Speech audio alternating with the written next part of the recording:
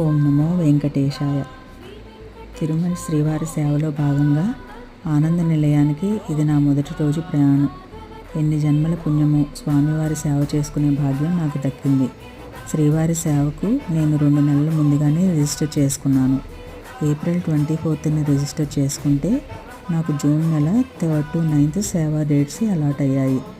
ఈ registration process అంతా TTD official వెబ్సైట్లోనే చేసుకున్నాను.